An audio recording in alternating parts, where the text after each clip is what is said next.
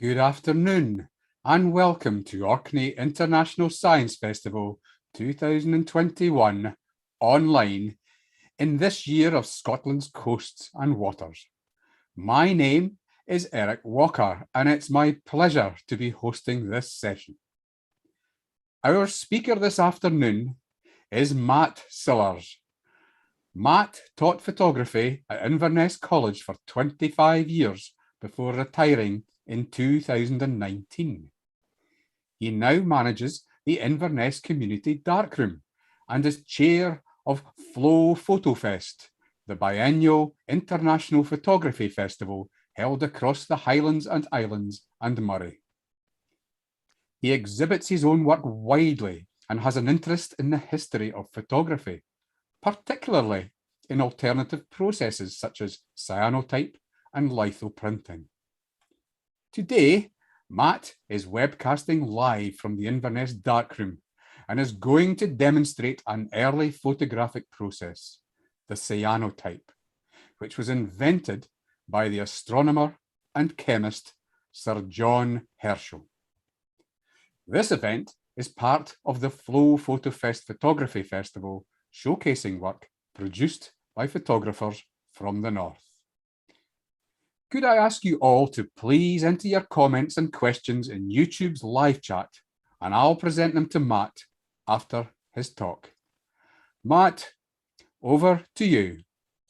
Thank you very much. We're just about to see the first slide. Thank you. Yes, my name is Matt Sillars, and I am one of the people who run the Inverness Community Darkroom. It's a bit of a long title to get on the slide, so we'll just call it the Inverness Darkroom.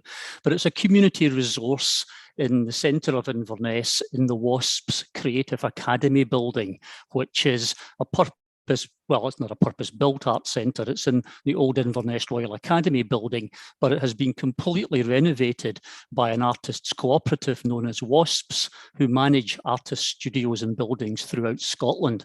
And we're very lucky that WASPs have constructed a darkroom for us here so that we can continue to teach and promote traditional photographic methods. I'm just going to swing the camera around on its platform a wee bit so you can see in the background we've got some enlargers where negatives would be placed into machines. The negative would be enlarged onto a baseboard and a traditional photograph produced. So what we're going to do today really is have a wee look at the darkroom itself, what we can offer, and then look at what's called the alternative process, which is known as cyanotype. If I could have the next slide, please. I have a very helpful person at the Orkney Science Festival doing the slides for me. So the Inverness Darkroom is one of the key creative photographic process facilities within Inverness.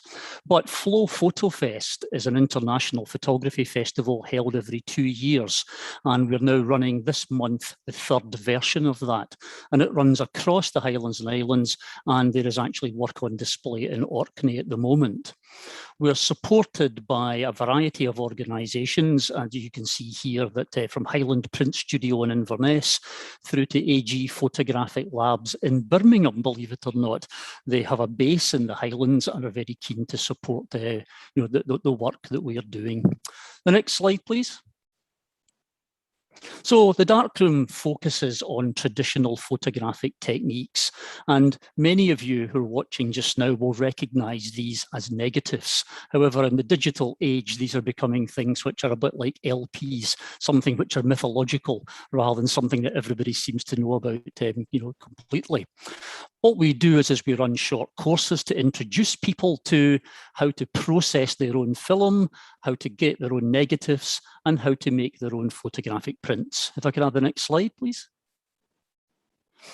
We've got a range of equipment that's been donated by people from all over Scotland. The photographic community has been incredibly supportive, and Inverness College built the base units that you can see here that the enlargers are on as part of a joinery project. So we've had tremendous local support.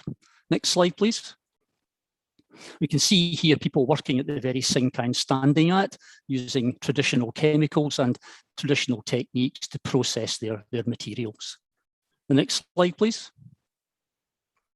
This is colleagues The colleague on the right-hand side is Rachel Fermi, who is one of the other organisers of the darkroom.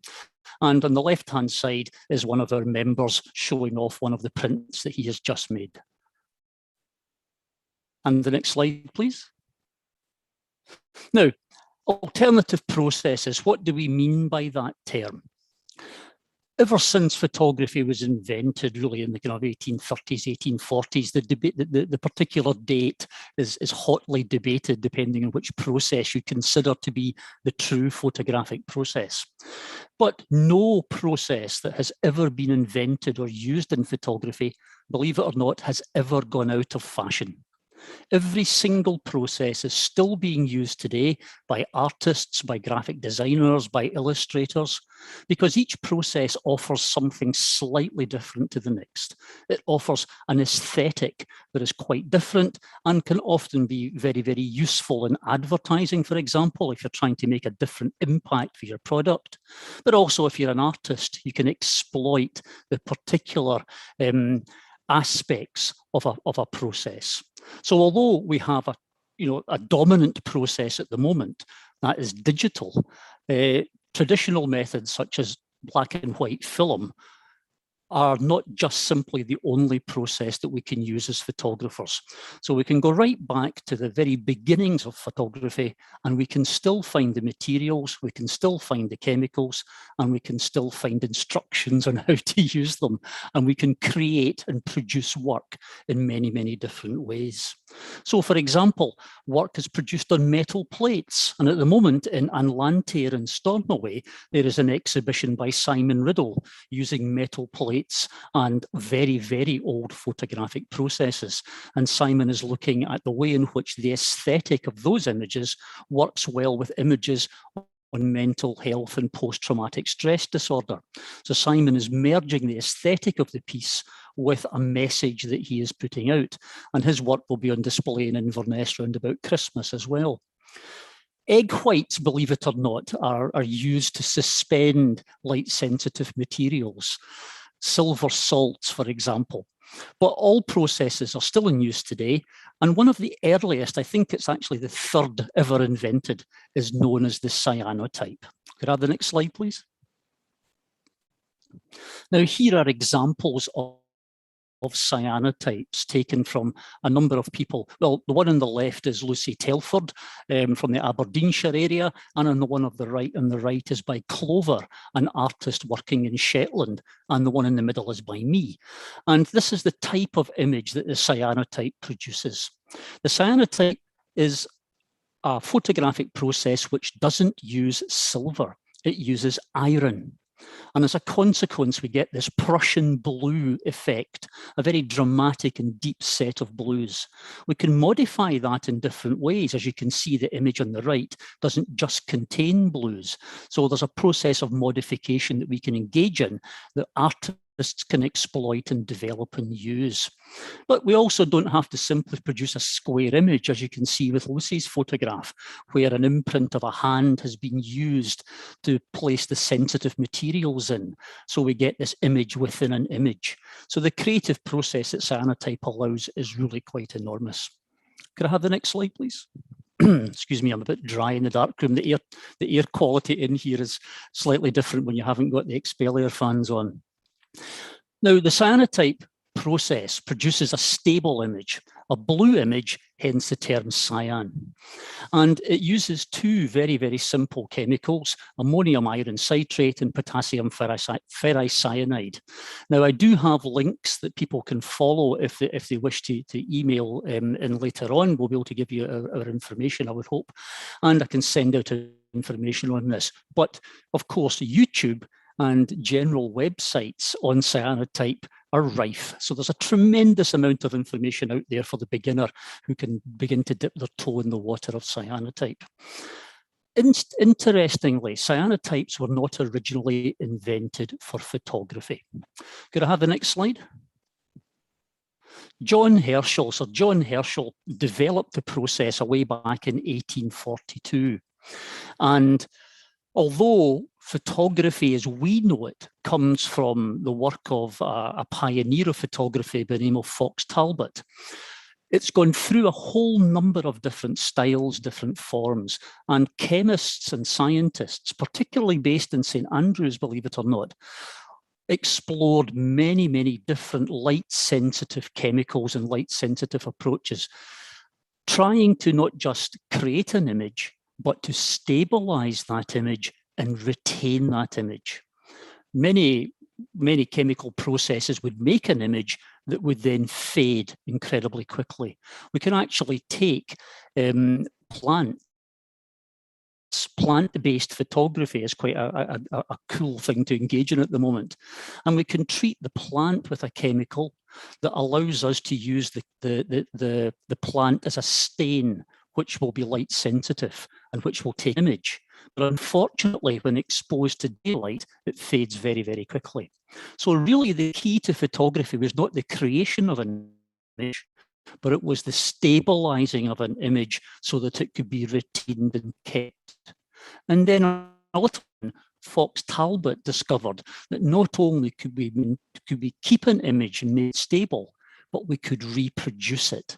And it stopped being a single piece and started to be something which could be reproducible again and again and again. And that's the type of photography that we tend to think of today, when we can make an image and then send it to everybody, copies all over the place. Herschel discovered this process of cyanotype by experimenting with light-sensitive materials, of which was iron and iron salts. But it was used most heavily in the architectural industry, and particularly in shipbuilding. And it was used to reproduce plans. So the Prussian blue color was used to reproduce plans again and again and again. And that is where we get blueprint from. So a plan which was reproduced using the cyanotype process, a deep blue with white lines. And I'll show you how that can be made in the demonstration shortly. But that blue background and the white lines has become known as the blue. Have the next slide, please. Here we are. Now, it was very quickly adapted by photographers and artists who exploited its aesthetic possibilities. And this is Anna Atkins, who's probably one of the most famous photographers in the planet. Anna Atkins is considered to be the first female photographer, the first woman photographer. But she's also the first person, which is more important, the first person to produce a book using photos. And her was is known as Cyanotypes of British Inverness. And this book is there's a what do you call it? A digitized version of it on the internet, which is very, very. You can see every place. It's also on a variety of other cyanotypes as examples. So Anna Atkins is important not only in the history of photography, but also in the history of the cyanotype as an aesthetic process. Could I have the next slide? An example from her work. Now, we have here is not a photograph made by a camera, but a photograph made by the process of contact printing. And a contact is where an object is laid onto light-sensitive material. A piece of glass normally laid on top of that to ensure it doesn't move, and then it is exposed to light. So what we get is a shadow, essentially, of the object. But if the light is strong enough, it can pass through the leaves so that we can see the veins, or it can pass through the textile that lie on the image. A wee message saying my broadband might not be as powerful as we were hoping in the darkroom. I wonder if anybody could, from the Orkney Science Festival, could just type into the chat and let me know if people are hearing me okay. That would be very useful. The contact print, therefore, reproduces the size, shape of the object. And what Atkins was doing was documenting, I'm getting a message saying all good, so that's very comforting, thank you very much. What Atkins was doing was documenting botanical specimens and producing a book which was no longer hand-drawn and therefore likely to have biases introduced by particular artists and authors. But this was one which looked at photography as truth. And of course, that's highly problematic because the camera always lies. But a contact print is at least defined as something which is the shape and pattern of the object we're looking at. So we'll have a look at Atkins's work just now. We've got a few images to show you. Next slide, please. She also was able to use the cyanotype process to reproduce her handwritten text. And you can see here that blueprint type approach happening. And the next slide. Really quite complex geometric patterns and shapes can be revealed here. Elgin's not receiving me as clearly as they could. That's a shame. I hope everybody else is okay. Next slide, please.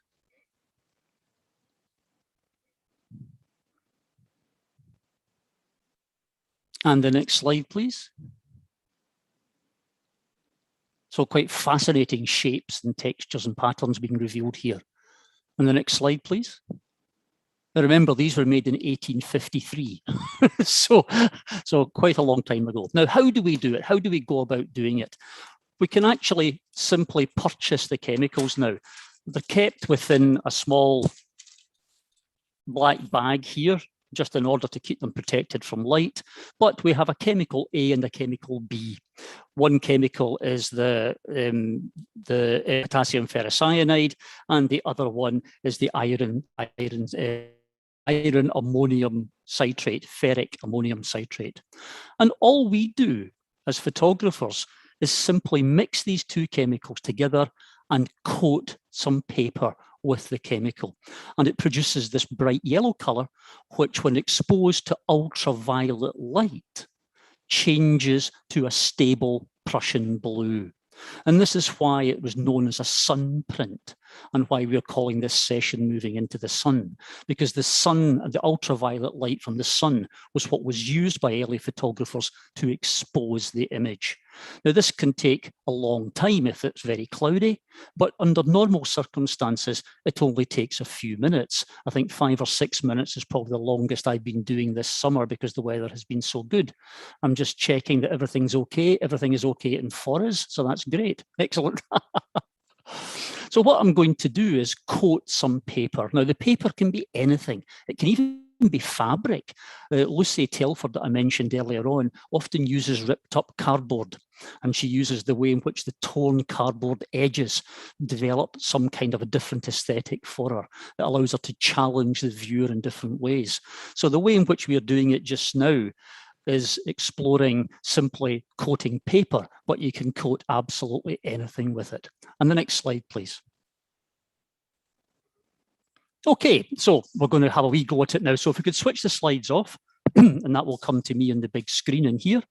And with a bit of luck, you'll be able to, I have to move my camera down so that you can see the sink. I don't want to trip over anything either. So here we have the two chemicals, chemical A and chemical B, which we can purchase from a variety of photography suppliers very, very easily. I'm only going to use a very small eyedropper because I'm only going to produce one image today. And all I do is I take an equal amount of one chemical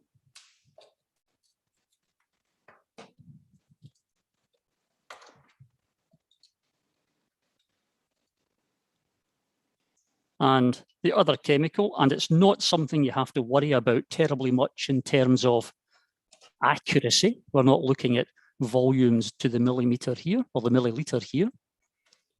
We take a simple brush, one of these wee foam things, mix it around, and then a sheet of paper I have prepared earlier.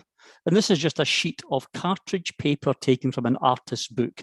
You can buy very expensive watercolor paper, which has a beautiful finish on it, and that will work extremely well. But to play with, all we do is simply coat the chemical onto the paper surface. And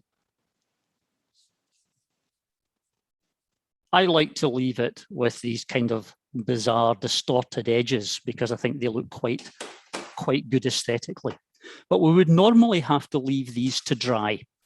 And in the great traditions of most television programs, here is one I prepared earlier, which is dry. And so this one here has been coated and allowed to dry. Then all we need is a frame. Now, this is a standard frame that you would buy in any cheap kind of shop in town that you would put a photograph in. This one has glass, but you can buy them with perspex. And I appreciate I'm now the headless photographer, but it's the materials that are more important than me at the moment. So this one's been well used, as you can see. We simply place the paper on the frame, and then what we do is we place our object on the paper.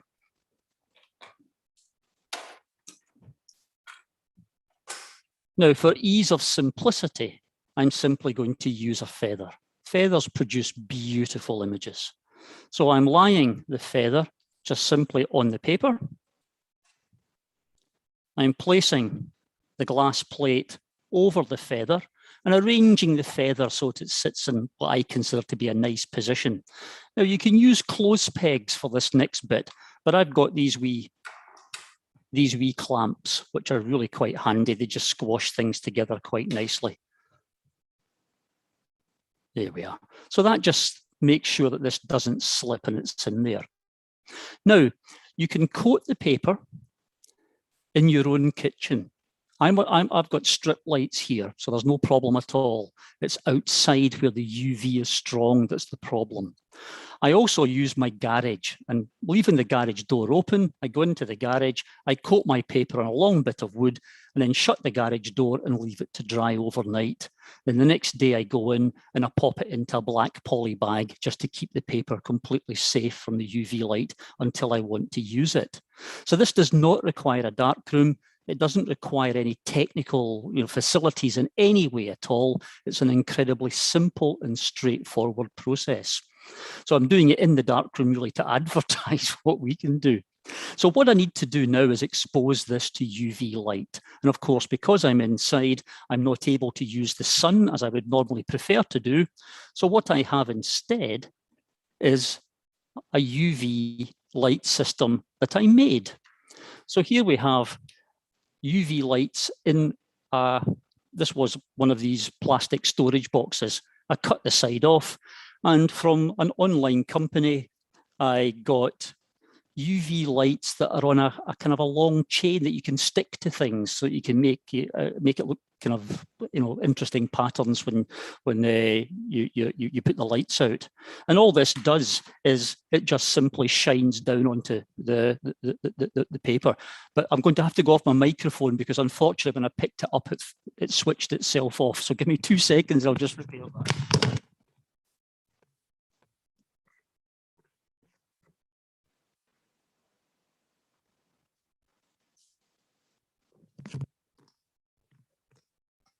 We are in the great traditions of live broadcasting. No matter what you do, something will go wrong. So all I'm going to do now is simply sit this under the UV light. So it's now sitting under this UV light, and it will sit there for 2 or 3 minutes. Now, while it's doing that, I will show you another kit, another piece of kit that is very, very accessible to the beginner.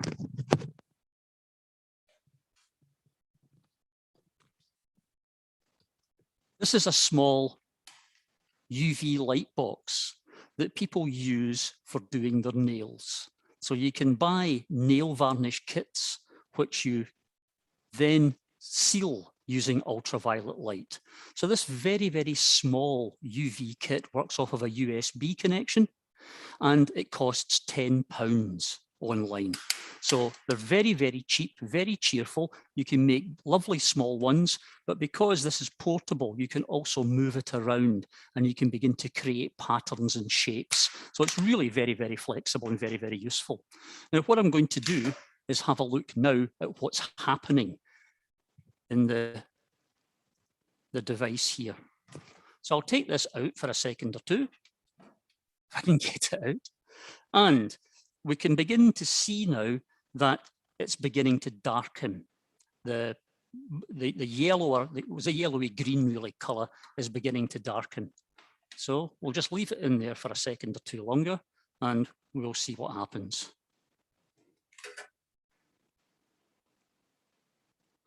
Once it's been in for not the right length of time, what we then have to do is wash it. Now I've got a washing tray here, but what I have done in the past is simply use my hose in the garden. So I set up a big table outside in the garden. I do my cyanotyping with the UV light from the sun, and then I place my print on the grass and I simply hose it down. Now, one of the strengths of the cyanotype process is that it's very low in toxicity. So we're not really going to be causing any environmental chaos by this process. And also, there's very little chemical being used at any one time. So therefore, it's a very, very simple, very straightforward process. And I simply work out in the garden on a nice sunny day. If the weather's overcast and a wee bit cloudy, then I don't have to spend much time out there. I stick the print out, go and have a cup of tea and come back 20 or 30 minutes later and see what's happening. So I'm going to go over to the box and have another look. Yep, it's darkening down really quite nicely. So what I'm going to do now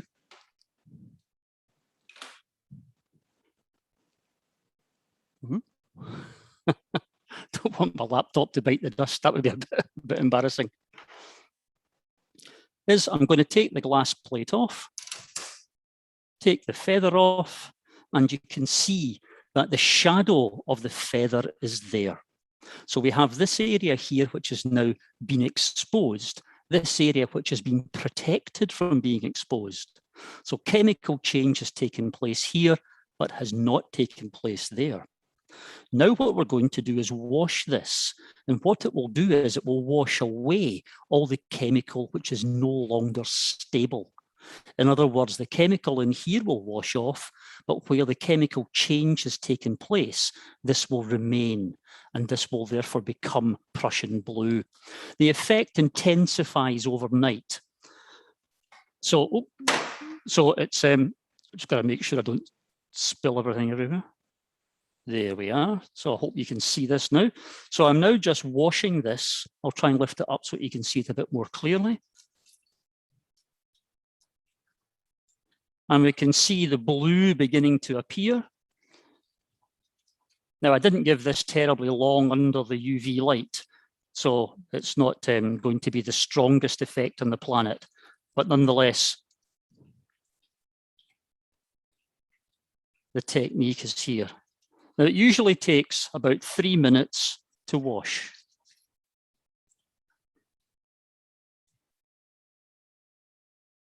And in fact, in the great traditions of live demonstrations, I haven't left it in long enough. So another 2 or 3 minutes would have been exactly what we are looking for. But that's why I have examples on the PowerPoint slides.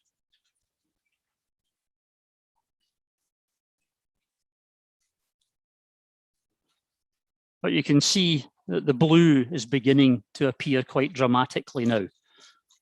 Unfortunately, the feather has washed off completely. I didn't leave it in long enough, but we are tight for time here.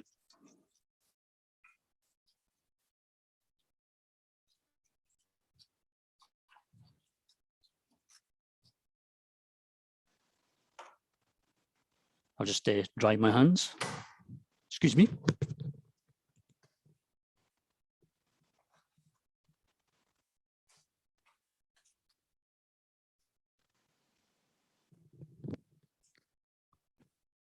I wonder if it would be possible to pop up the next slide just now, and then I can come back to another technique.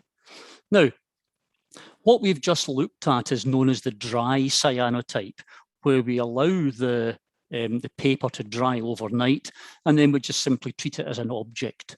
But Wet cyanotyping is something which artists have exploited tremendously.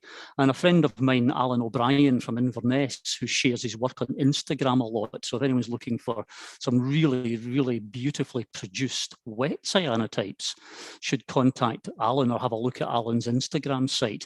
And this is wet cyanotyping. Now, what we do with wet cyanotyping is something quite different. So if I could come back to me, please, that would be great. Brilliant, thank you. I sprung that one on you, sorry about that. Wet cyanotyping, because we have one that I quoted just slightly earlier, and of course this has not dried yet. Wet cyanotyping works with fairy liquid or a detergent. I'm just going to get a measuring cylinder. If we take some fairy liquid or some detergent and we mix it really, really, really heavily. I usually do it with a fork at home because I can get it to almost beat like egg whites. Then we can take the bubbles and we can put the bubbles onto the surface of the paper. We can also take things such as turmeric and sea salt, and we can sprinkle that onto the paper as well, which will act as a kind of a dye. I'm quite literally just sprinkling it on in rather a chaotic manner and allowing it to run and to roll and to do different things. Oops, there we are, that's better. Roll and do different things. Then I can take my feather again. I can place my feather in here. Now you'll understand why my boards are so messy, because I do a lot of wet cyanotyping. We lie the wet image on the board, and again, we crush it down. And here we get serendipitous movement. We get chaotic and unpredictable movement. So it really does produce one-off images. And those images can be very, very exciting and quite dynamic. So by crushing it together, the bubbles move around and they form small circles which refract light and do all sorts of different things. The colours of the turmeric don't stay as bright as that, but what they will do is gradually colour and change the textures and the patterns that we see within the paper. If we could go back to that slide again.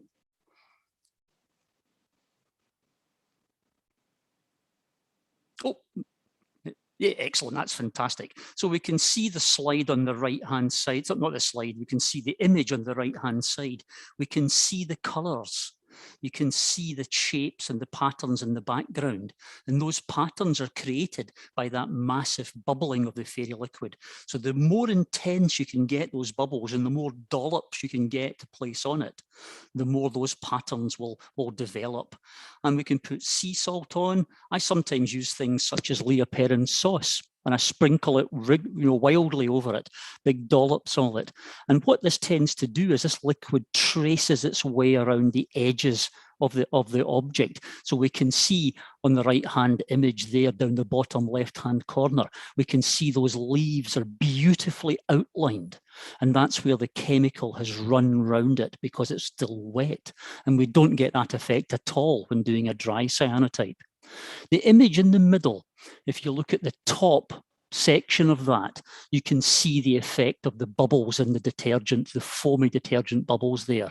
And Alan has been using here, he's been using the feathers almost in the same way as me. But what he's done is he's painted onto the paper the chemical in such a way it creates these three sections and then laying the object across all three. So we get this movement through them, this very very pleasing sense of design and sense of pattern and shape. And the image on the left, if you look in the center, you'll see these big globules, these big circles formed by the bubbles again.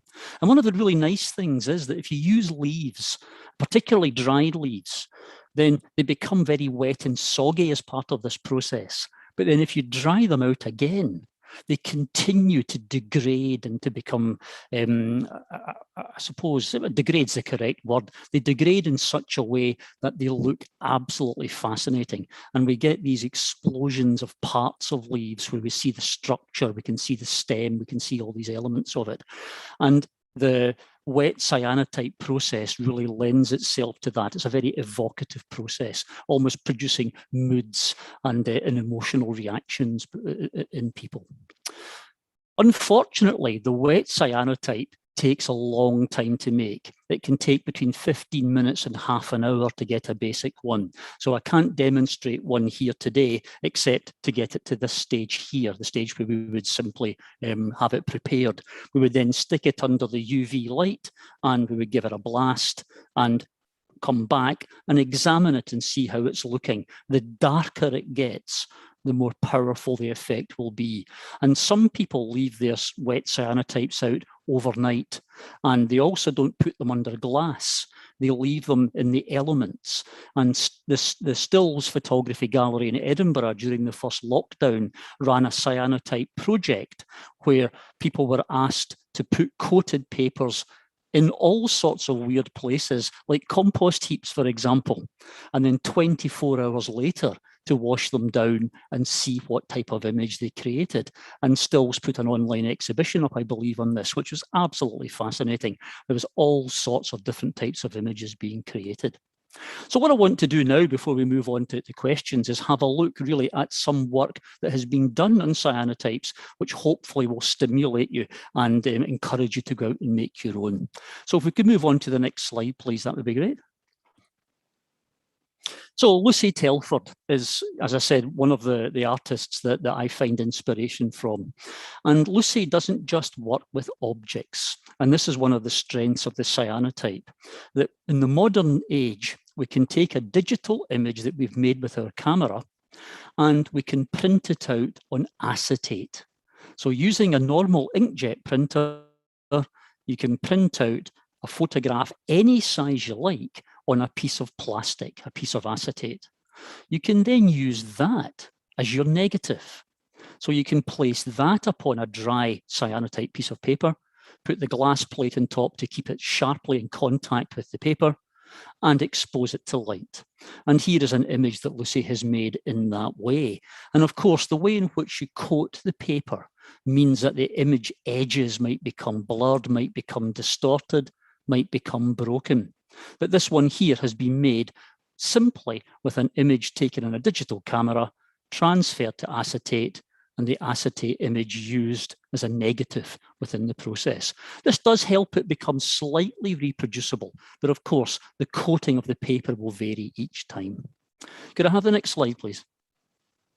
And another image which Lucy has made in this way, and we can actually see the edge of the acetate on the bottom of the hand here.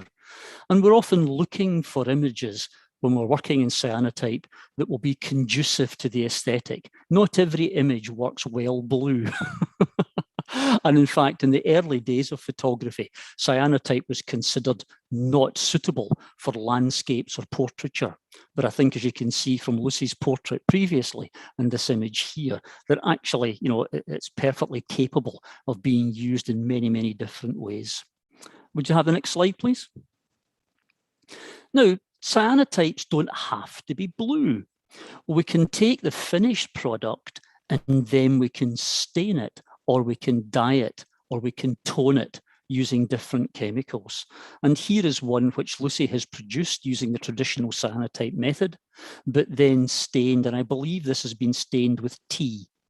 And the tea stain has I suppose, taken away that Prussian blue in some way and left us with this monochromatic grey image, but which is very, very evocative.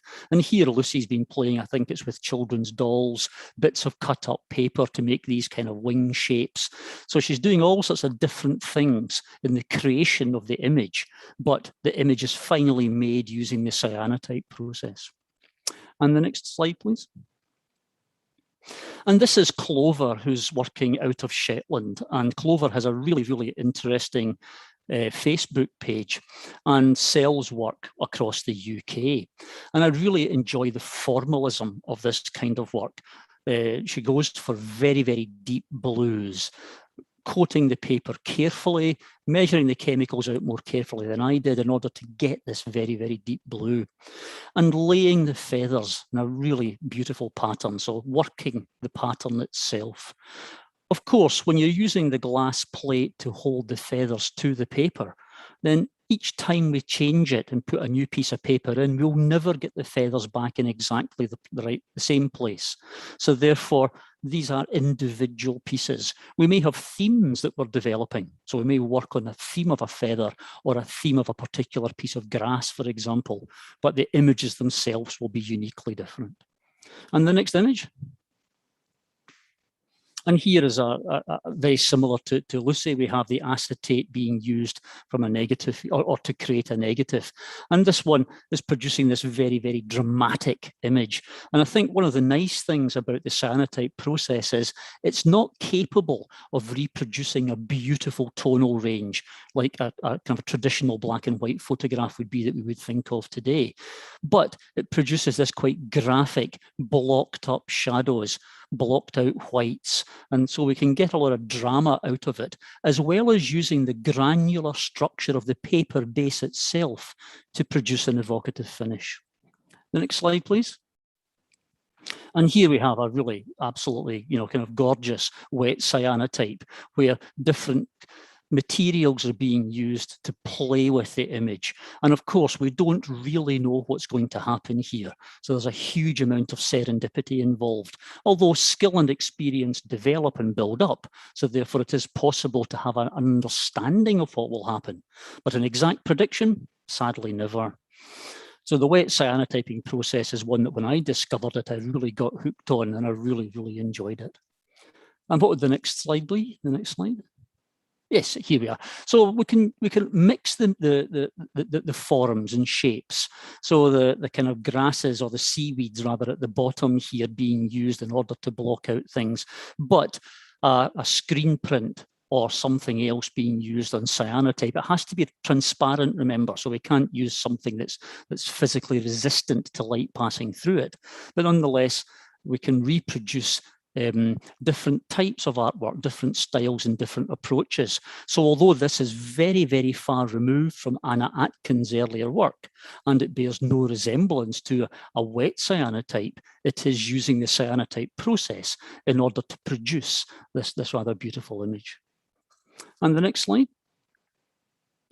So here we have Shetland in blue, a kind of a collection of her work. So you can see the volume that you can make, but using a simple piece of a simple artist's notebook that you can purchase from any stationery shop, you can produce lovely small pieces of work, particularly when using this kind of device for producing the ultraviolet light. And these make really, really good Christmas cards, really good birthday cards, and also just really lovely pieces to have on a mantelpiece or even to use as a bookmark. So we can experiment and play with the medium in many, many different ways. And the next slide. Now, one of the kind of best places that I've found to purchase these materials is from cyanotype.co.uk, which is the bottom web address there, and they produce a Cyanotype Starter Kit for only £20 that comes with everything you need except the frame. So you just need to get yourself a cheap clip art frame or something like that, and then collect bits of grass, bits of object, and play with those and make those shapes. So the starter kit's very, very accessible, absolutely fantastic. But BBS Photography 101 is also an extremely good site which has video clips. and takes you through the process of how to engage with this and how to do it. But really, it's something that really enables you to experiment. There is no real right way to do it. Originally, the wet cyanotype would have been an anathema to cyanotypists, and then people began to just do it. And of course, a new world opened up. And the world of dyeing, of toning, of tinting is something that we're now doing as well. So there's a huge range of resources that are available on the web. And also within the UK, you can purchase these starter kits very, very easily. They come with full instructions, everything you need, and all you require really is an indoor space to coat and dry, and then you can get going. There we are. I think that might be the last slide. Shall we have a look and see what happens next? Yes, it was the last slide. You can come back to me now. So there we are. That's us. That's the 45-minute mark. And I think we've got time for some questions if anybody has any. We certainly do. Matt, that was absolutely fantastic. You know, the team that's supporting you today, we're all like science and engineering types, but we love seeing science applied, in this case, chemistry, to produce aesthetically beautiful things like you have just shown us. Yeah, sadly, the chemistry bit eludes me, so I was a bit worried about being in the Orkney Science Festival if somebody asked me what the actual chemical reaction is. Because I actually have that question, but we'll take that one off. I'll tell you, I've got to tell you a little story before I ask you some questions. Your demo has taken me back about 55 years when I was a young lad. And we used to get a thing called lucky bags. I don't know if anybody else remembers these. And in them was a wee card. It was like a modern book of postage stamps. And inside it was a strip of coated paper. We then exposed it to the sun with an object on top. We ran it under the tap. And then we left it to dry. And we got images very, very like what you did. And I think I have experienced the dry cyanotype process. That'll be it. That must be it then, yes. I remember the lucky bag, but I don't remember a bit of paper in it that did that, I must admit. But yes, yeah, that'll be it. Wow. Well, I'll be Googling for that tonight, I can assure you. And I love the measurement unit of dollop. That suits me down to the ground. Yeah. Now, you mentioned at the beginning, you used an analogy of the negatives being like LPs or vinyl. Is traditional emulsion-based photography, you know, where you do produce a strip or a roll of negative, is that making a return at all? Yes, it is. It is actually, yeah. The big problem is the cameras, because there's only one camera, I believe, which is still made, and it's made in very small numbers, only available in America, and costs a heck of a lot of money. So cameras are all second-hand, and of course they're now getting old. So cameras tend to be packing in all over the country at the moment. But I suppose the rise of the millennial, to use that terrible expression, where people are searching for different ways to do things, has actually caused an explosion in analog photographic processes. So the fact that they've never gone away is always a good sign. But yes, indeed, as you say, you know, the traditional methods, film basically, is still with us, and it's actually growing again, which is absolutely fantastic. Yeah, I've still got my old Zenit E with the Moscow Olympics logo on it, and I'm just reluctant to get rid of it because it means a lot to me. It was my first ever proper SLR camera and things like that. And a tank clunky. can run over it and it will still work. So clunky, but by goodness, he didn't have any camera shake with it, I'll tell you. No. Now, this isn't you've shown us that you can get the kits available. And someone's asking, Matt's asking, it's extremely interesting, is this technique safe for older primary pupils? Because we do a lot of public outreach, especially at the science festival. We normally do that. Are they safe? Yes, well, I mean, you know, they're safe in the way that all chemicals are. That you should take precautions. You know, if you're working with people, you should ask them to wear gloves. You should work in a well-ventilated environment. You know, these kinds of things. But one of the strengths of cyanotype is its low toxicity. You're not dealing with things that are going to hurt you. You know, it's a very good process for introducing young people to the magic of photography, really. Yeah, it's fantastic. And the You can get, technique you will get, COSH forms for it, yeah. because it is a chemical process. So you do have to, of course, have risk assessments and things like that. Yeah. But it's at the very easy end of things. Yeah, unlike the chemistry kits I got when I was a boy. You would drink them to see what happened. Yes. well, we've made some things that went bang in the night, so to speak. Somebody's asked, what features of the turmeric are you exploiting there? I mean, I know you don't do the chemistry, but yes, sadly, I do not know that. Yeah. The turmeric, I think, is being used as a stain there.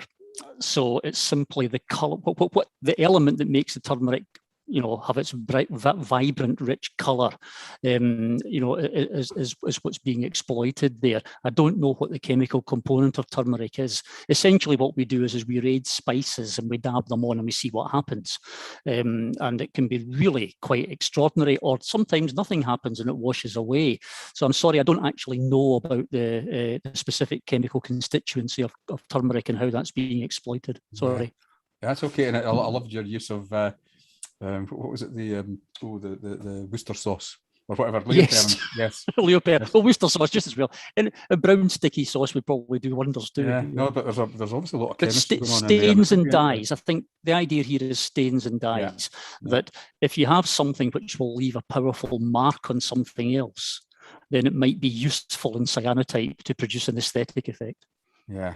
Yeah. The most aggressive process that you had in that thing, appeared to be like, it was the washing process. Someone's asked, what amazing images, right? Does the ground, and I think Julie means the base material, does the base have to be fairly robust to withstand the washing time? Well, it helps, yes. I mean, if you're using very lightweight materials, then you would have a very soft flow of water, perhaps in a sink or a bath, and just allow it to wash that way. But to survive my garden hose, I tend to use what you might call mounting card, a Daler board, the type of artist board that you would get in an art shop. And it takes a high power hose, no trouble at all. But yes, indeed, your materials have to be slightly robust because you're wetting them, they're drying, and of course, when they dry, they will crinkle if you're unlucky. So the tougher the base, the flatter the element will be. But the washing process doesn't have to be vigorous. It's just that's the kind of way I work. But you can work with a more gentle flowing wash process that will protect more vulnerable materials. Yeah. But fabric is really, really good to try. People do all sorts of fabric stuff. In fact, Facebook, just type cyanotype into the Facebook search and you'll find page after page of incredible cyanotyping and all sorts of weird things. Yeah, it's interesting. There doesn't seem to be a fixing process. Like I remember when I did black and white photography years ago, I think it was sodium thiosulfate. I think it was sodium thiosulfate. I used to fix it. I'd certainly had 3 dishes anyway. I remember that. Yeah. But it doesn't seem to be a fixing process at all. No, the UV light, it converts the two chemicals that we've mixed together. It converts that solution to a stable chemical. And what we're doing is we're actually washing away the thing that's in the shadow. It's not stable because it hasn't had UV light or hasn't had enough of it. So a lot of the chemical will wash out there, but the bit that's been completely exposed to light will stay. All that will happen is it will change color. So there's no fixing required. And one of the nice things about cyanotypes is that they will fade in strong light, but if you put them in a dark room for a couple of weeks, it'll come back. Oh, right. Okay, that's cool. Yeah. So it's just a bit. I don't know why that is either. Before anybody asks. No, you've just answered one of the questions. What does the washing remove? So thank you for doing that. There we are. Yeah. Yeah. Now we obviously have a whole lot of innovators in your audience because there's a lot of people now asking questions about extending this process. Oh right. Okay. This is the fun bit then. Yeah. I think it is. I think you'll like some of these. Wonderful question. Can you layer the process, paint areas on top of your image and repeat the process? Yes, you can. Yes. It's a bit serendipitous because you're painting, a wet chemical onto a dried area, so you never quite know how it's going to work. But that's actually one of the exciting things about it. But you can mix and match your processes. So we can actually take photographic paper that you would normally make an image with in a darkroom. We can take that, we can lie objects on that, rush out to the garden from the darkroom and expose that to light, and then rush back in and stick it in the fixer. And that's what we call a lumen print. Right. We can then paint cyanotype chemicals on top of that, and then we can go out and we can expose it to UV light. So we can build up not only layers on the one object, but we can mix and match our alternative processes to produce really quite unique objects, because that's what they are at the end of the day. They are unique objects. So you can experiment by layering and building and layering within the process, but you can also extend it to using multiple processes. There's another one. Have you ever used a violet laser to draw something on wet or dry cyanotype? A violet laser might be slightly a bit beyond the darkroom's potential at the moment, although you might get them on Amazon, I don't know. You may be surprised. Yeah. You may be surprised. But yeah, I mean, I think that would be very interesting if you could program something, you know, to produce a pattern that reproduces. They're not expensive. I'm hearing that's great. You can get them on Amazon. That's brilliant. So building something into, you know, a computer-controlled lathe type process, you know, something which, or not a lathe, what do you call it? One of those things that cuts out particular router, or a router table. If you could attach a laser to a router table and you could get very accurate drawings, then I think you could do something really quite exciting with that. And I'll bet you somebody's already done it. So I'll go and YouTube that later on tonight. Cool. Yeah.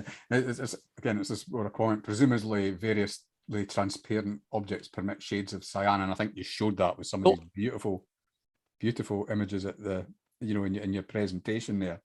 I was actually surprised at the actual tonal range within it. I know you said it's not as much as, you know, modern printing techniques and things, but there was still a tremendous tonal range. Oh yeah, there, to be honest with you. Yep, you can get huge detail. I mean, that's what Anna Atkins loved about it, when she was going for this precise, you know, botanical detail. And of course, you know, in a piece of art, that detail can really be very, very useful as well. Yeah, it's quite surprising. The longer you leave it, the more light will pass through, and gradually things will show up that are very, very unexpected. Yeah. I like hosta leaves, by the way. If anyone's wanting to do leaves, hostas are great. Now, here's a comment. A lot of digital camera output, it's processed on PCs with, you know, imaging software, which offers lots of different effects, or filters, as I think the youngsters call them nowadays. Is cyanotype something that can be simulated? Oh, yes, yes, you'll find them all over the place, yes. Lightroom, for example, I think has plugins that just do cyanotyping at the press of a button. So I think you would simply call that a duotone. In photography, duotone is you know, where you've got perhaps two colours which are being mixed, so a dark blue and a light blue, and that would produce you the cyanotype effect. So it's not difficult to reproduce digitally, but what you can't get is that tactile quality of something on a heavyweight watercolor paper where the image is impregnated into it. And it's a bit like the difference between a book and a Kindle. You know, there's something about the object as well as the process that's really quite important. So I think no matter what you do digitally, it will never be that final object. But yes, if you have limited access to, you know, the outside world, and you haven't got, you know, space to do things, then you can play with filters in Photoshop or Lightroom or any of the other methods and produce duotones, which will be very, very nice. Yeah, I was also thinking, you know, defeats the purpose of it, but you could take the cyanotype and you could process it to produce the monochrome type image, but that's not half as much fun as the lady you showed there that uses the you know, the tea solution to wash out. You want to use cardboard tea, lots of fairy liquid, and get dollops of it. You know, it really is it's a process where you are fully engaged with the making of something. You know, it's not passive; it's an active process where you, as the creator, are really making decisions and getting in there and having fun. I'm going to give you one more question, Matt. Which is your favourite photographic process and why? My favourite photographic and why? Well, the doing uses high energy photographic developers, and these work incredibly fast on the image, and the image builds up a kind of what you might call a texture. It doesn't produce beautifully detailed images. It produces kind of very rough images. So therefore some, excuse me, some landscapes work extremely well there. But with a lith developer, you only get 3 chances of putting a piece of paper through it, and then it goes off and you have to mix up fresh. So it's, again, a very serendipitous process. And I think maybe that's actually what I like about it. I like the processes that you can't control completely. And what you get is something that is, you can't go and do it again. There's a magic in the process. And I think once you can repeat something too often, it becomes boring. So I really like the alternative processes at the moment. Something called lith printing is where I'm at the moment. Cool. And there's tons of websites on that as well. Right, before I go into my final ending script, I'll just let you, there's 3 lovely comments have come in. This one's related to what you've just said to me. This process is more like painting in its uniqueness than photography. And 2 lovely comments. Josh Gourley, absolutely brilliant. And from Bill, Cyanotype Christmas cards coming up this year. Thanks a lot. Rock and roll. Excellent. Excellent. Well, thank you very much. Yeah. So, first of all, I'd like to thank our audience for actively taking part and submitting the questions and comments, very enthusiastic comments. And could I ask you to complete a feedback forum for us here in the festival? There's a link to it in the YouTube description below. Thanks for doing that, because it helps us so much shaping things for the future. And of course, Matt, thank you so much for that fascinating talk and demonstration, which has developed our knowledge. Oh, I see what you did there. Oh, yeah. Well, our next few events in the programme are being streamed on YouTube, and one is by Orkney's Professor Tom Stevenson called With a Bag of Letters and starts at 9 p.m. The informal gathering for speakers and viewers starts at 9:30 p.m. in the Festival Club. Check the Science Festival website for the Zoom link to attend. You will be most welcome, and you'll be able to speak to some of today's speakers and to some of the other viewers. If you're enjoying the festival, please consider donating. Full details of how to do so are below, and don't forget to like us on Facebook, Twitter, and Instagram, and also subscribe to our YouTube channel.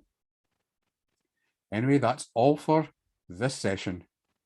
Thank you, and goodbye for now.